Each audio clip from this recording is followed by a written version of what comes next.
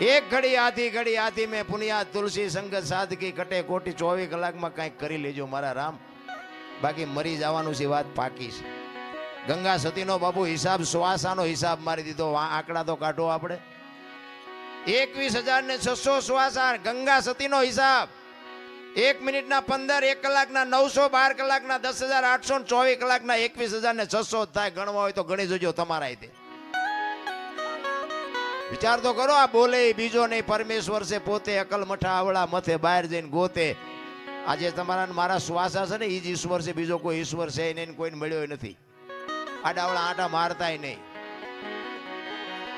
મારામાં તમને ઈશ્વર દેખાય, તમારામાં મને ઈશ્વર દેખાય તો સમજી લેજો બધે છે.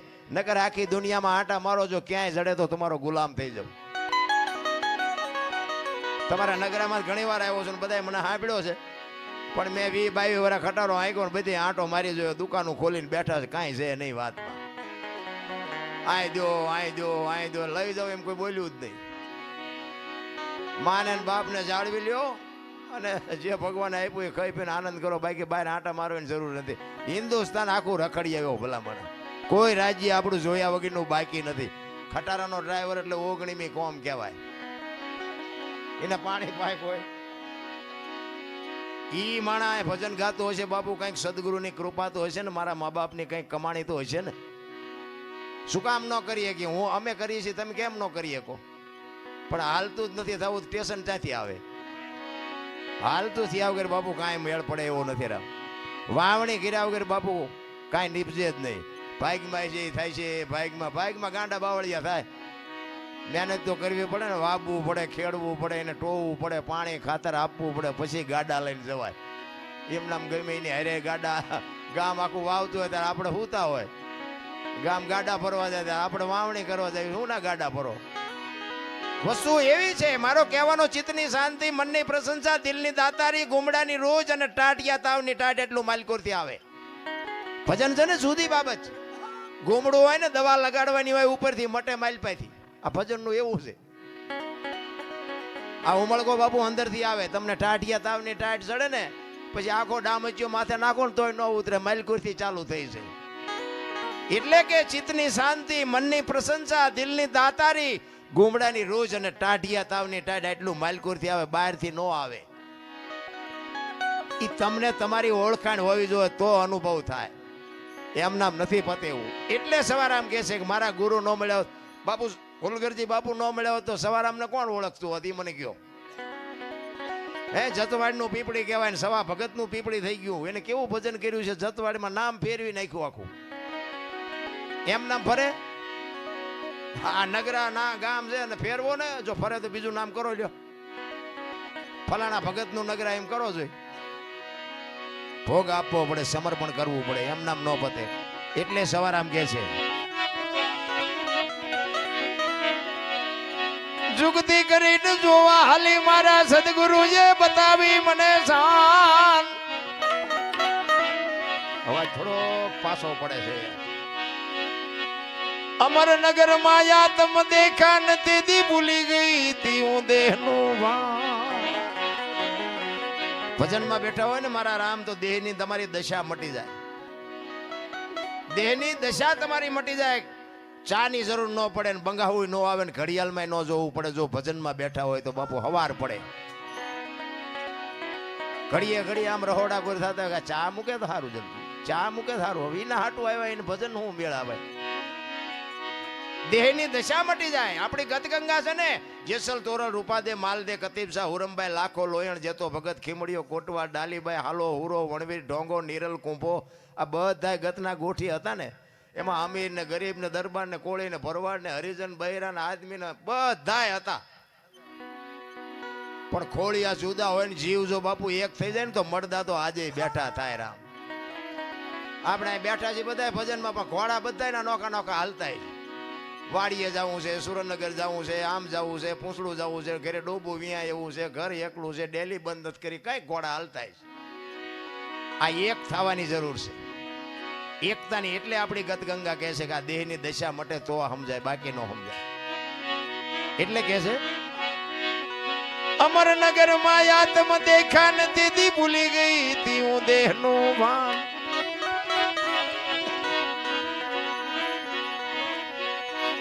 એ એવો નિર્ભય નાતો બાંધ્યો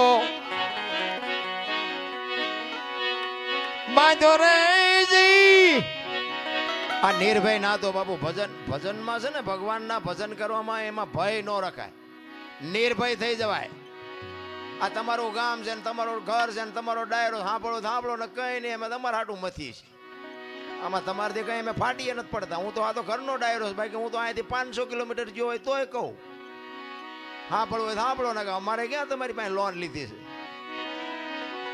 નિર્ભય નાતો ઈશ્વરના નામમાં નિર્ભય નાતો હોવો જોઈએ એમાં ભય ન હોય અને અમે રાડ્યું પાડી છે ને અમારા હાટું તમારા હાટું પાડતાય નથી આ તો ગંગા હાલી જાય પીવો ન પીવો તમારી મોજ બાકી લેવા જેવું છે એટલી મને ખબર લઈ હકાય તો પછી મારા મોઢે હોય તો ભલે ને બીજાના મોઢે હોય તો ભલે ને કોઈક સાધુ સંતના મોઢેથી હોય તોય ભલે વાણી છે ને એ વાણી જ હોય એટલે કે છે એ જેવો નિર્ભય નાતો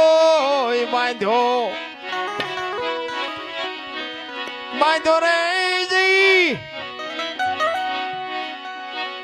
એ મધમાં મારું મનડું રેઠ રે બહુ કરે ભારે બહુ કરે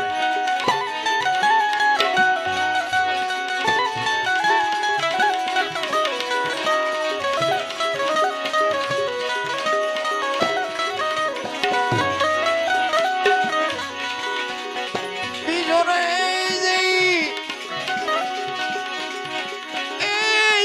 પદ પામી હું તો સદગુરુ જીવને એ એવો ગુરુ ગમ પ્યાલો પીજો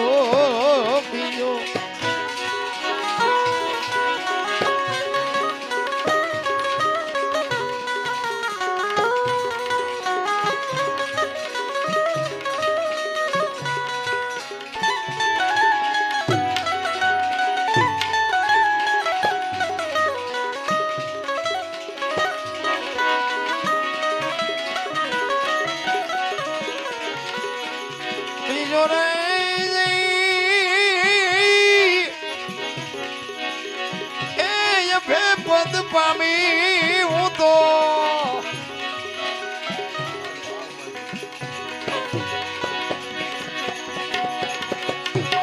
સદગુરુજી વડે એ જેવો ગુરુગમ પ્યાલો એ જેવો ગુરુગમ પ્યાલો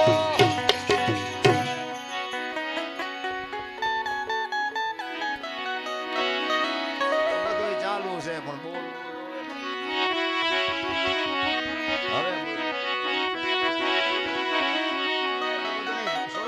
વાંધો નહીં પણ ચાલુ રાખજો થોડું ઓછું રાખો વાંધો નહીં અમારી કેસેટ કપાઈ જાય આમાં બોલવાનું હોય કઈ બીજું બોલાઈ જાય બીજું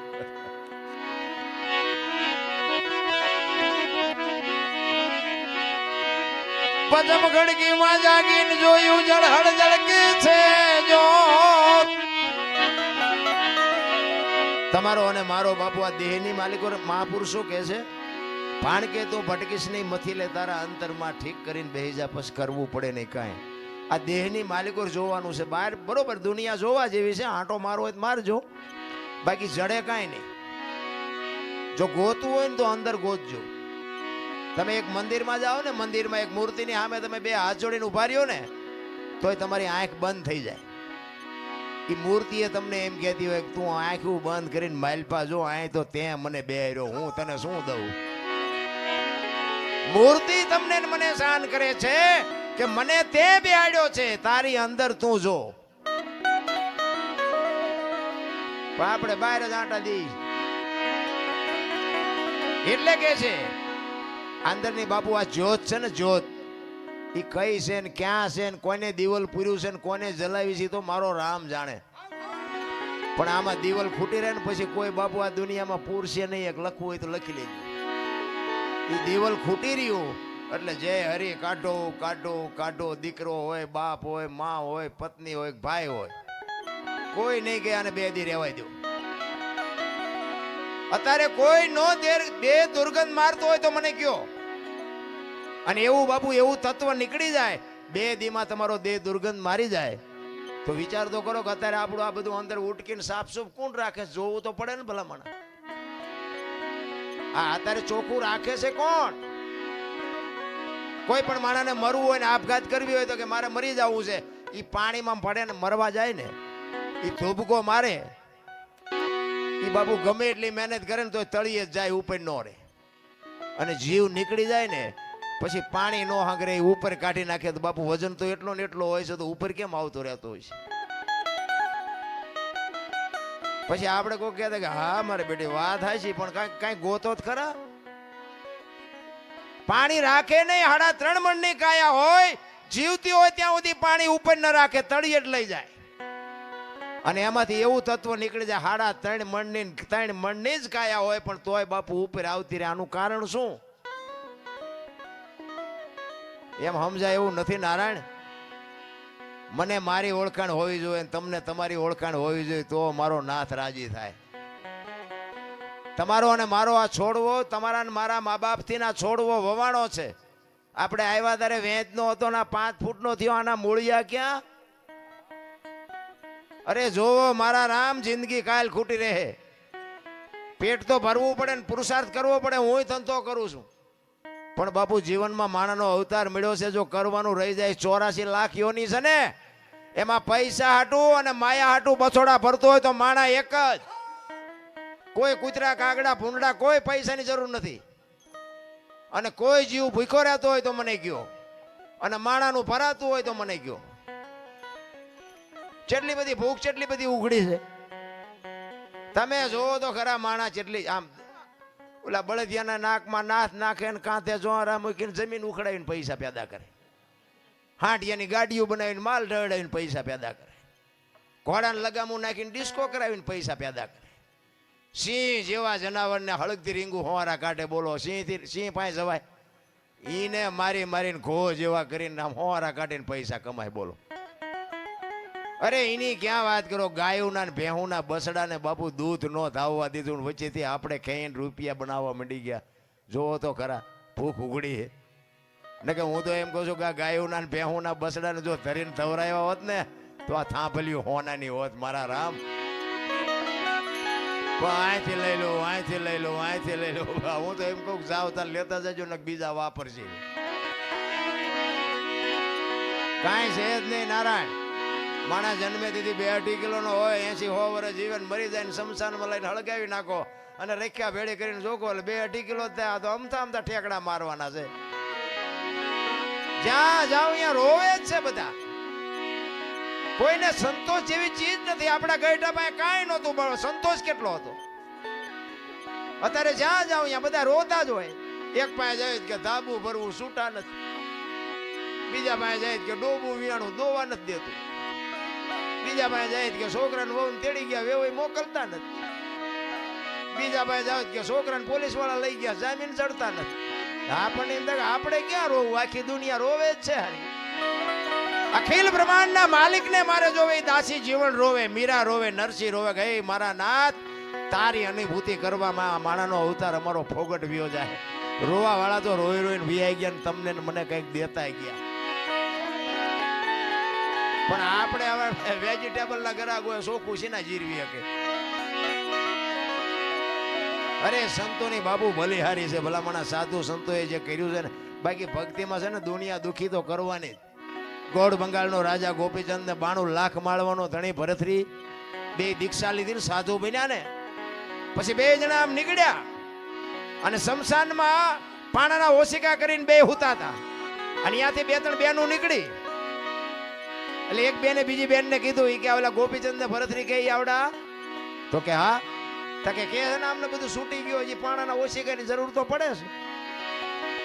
ભરતરી ગોપીચંદ ને કે આ પાણાના ઓશિકા છે એ દુનિયા ન સારું લાગતું. 92 લાખ માળવો મૂક્યો, પાણાને ગુડને શું કરવા છે? આ ઈ દુનિયા છે મારા રામ. ભોય હુવારું ભૂખ્યો રાખું, શરીરની પડાવું ખાલ આટલું કરતા જો નો હાર ને તો કરી દઉં ન્યાલ.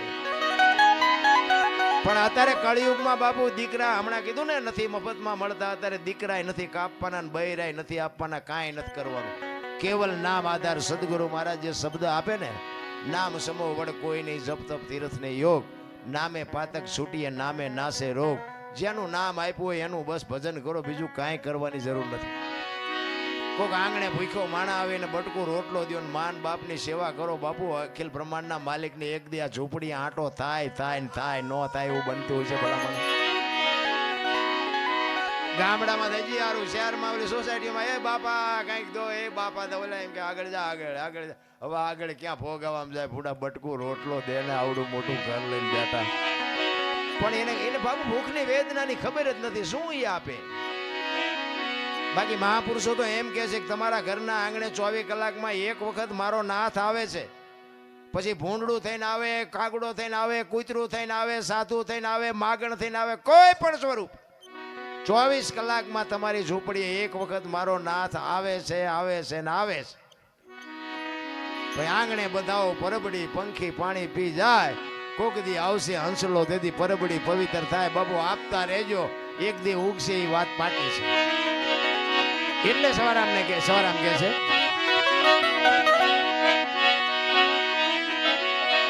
પજમ ખડકીમાં જાગીને જોયું જળહળ જળકે છે જો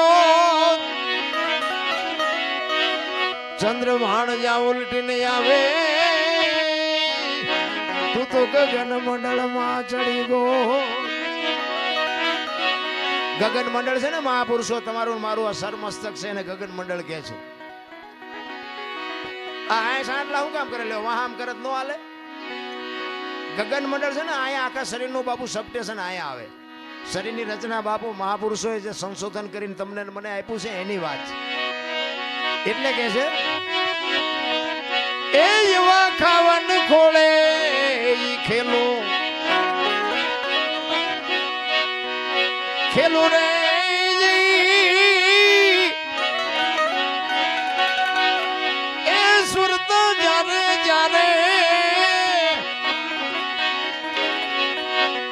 શબ્દ ને વરે એ એવો ગુરુ ગમ પ્યાલો પીજો.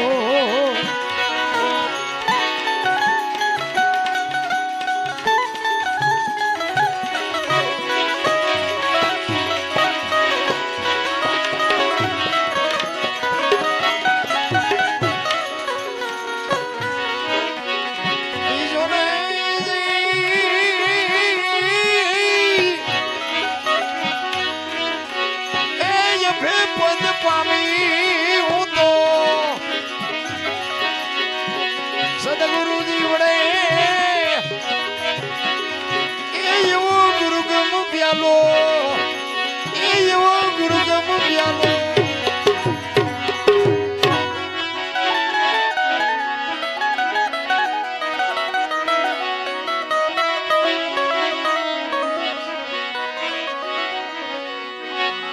અરે તમારી મેર ખીલ નિરખાન પ્રેમે થયો પ્રકાશ. સુકમણા નારી સંગ રમતા દીદી પૂરી કરી દી મારી આ